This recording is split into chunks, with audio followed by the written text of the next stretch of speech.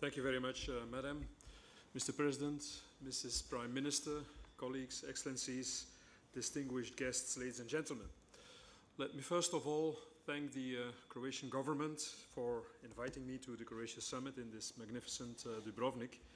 It gives me the opportunity, as the Prime Minister of one of the founding member states of the European Union, to warmly congratulate the Croatian authorities and the people of this country for having met all the criteria to become a full member of the European Union.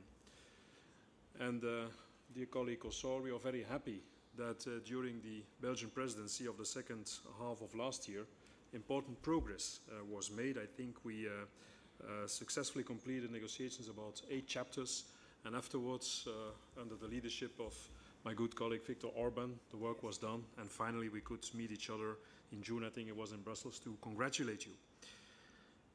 I would like to pay here a special tribute, ladies and gentlemen, to your Prime Minister Kosor for her leadership, because we are talking about treaties, we are talking about institutions, about important political matters, but people make the difference. And I think in this domain, you, Mrs. Kosor, have really made the difference. You deserve credit for your pro-European policy and its tremendous achievement. I think that you command a great deal of respect among the European political leaders. So thank you very much for your leadership and congratulations.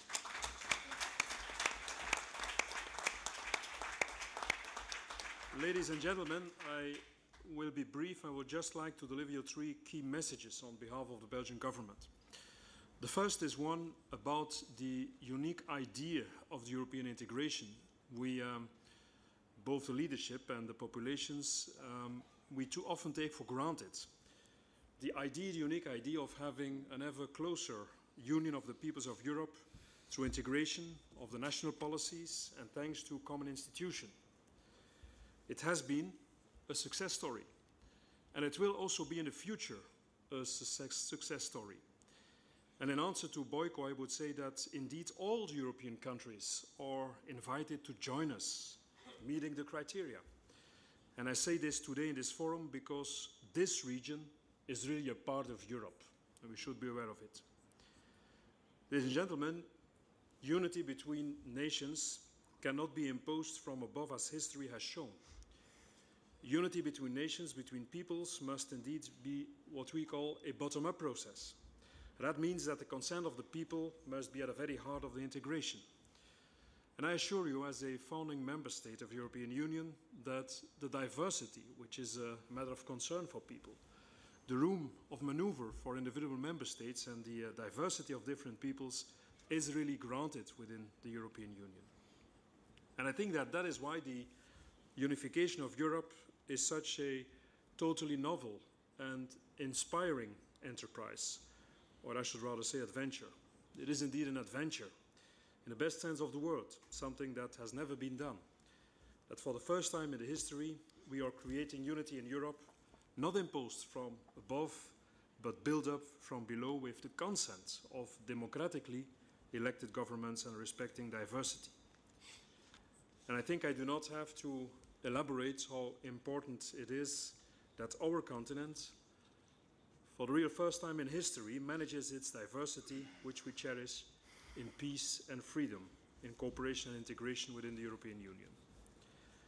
My second message would be about the present relationship between the European Union and this part of the continent, European Union and southern part of Europe, Southeast Europe. Given the deep current economic difficulties, ladies and gentlemen, we are facing, European leaders have, during the last years, decided through things like European semester, also the Euro Plus Pact, to deepen the integration of their economic, fiscal and monetary policies, simply because there is no alternative. Our common understanding is that in a global world, the national sovereignty, in fact, can only be exercised through multilateral mechanisms and cooperations. And we achieved, through our common policies, to avoid a collapse of our economies when we faced, some 3 years ago, the financial crisis. We saved our banks and took the necessary steps to prevent a similar turmoil in the near future.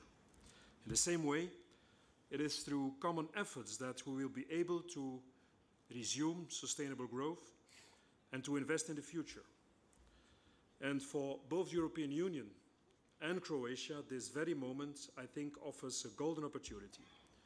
Indeed, a golden opportunity to seize the momentum of the accession to attract, in this part of the continent, investments, enhance trade, create jobs, and enhance prosperity, thanks to the integration of the economy and internal market.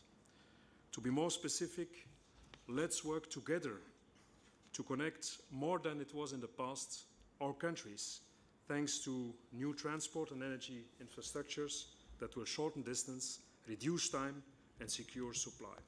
I think that doing so, the European Union would open up the region and put it much firmer on the map of the European and world investment and development.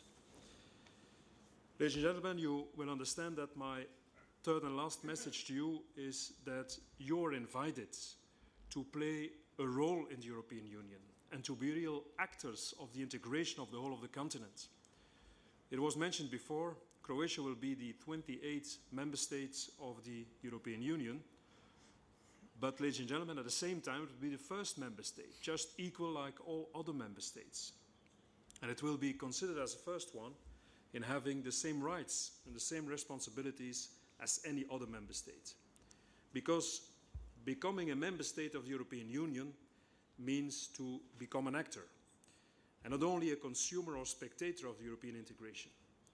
All together, bigger nations, medium-sized nations, small nations, we all have to defend our common values of political democracy, respect of human rights and rights of minorities, free market economy, and efficient governance. Our European model is very specific because it combines political and economic freedom with social solidarity and ecological responsibility. And it means also, by doing so, of course, sharing sovereignty. This is our common destiny. It is also your choice. So, to wrap up, ladies and gentlemen, we succeeded in uniting the peoples of Europe through integration of the national policies and invite the countries, all the countries of Southeast Europe to join us.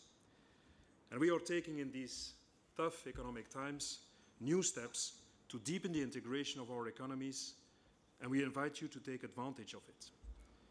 And we become partners in building a common society stronger thanks to unity among equal members, and invite you all to make our union as solid as possible with a strong voice in the world to promote stability, prosperity, and generosity. So once again, I thank you for inviting me, dear colleague Kossar, and I thank you for your attention.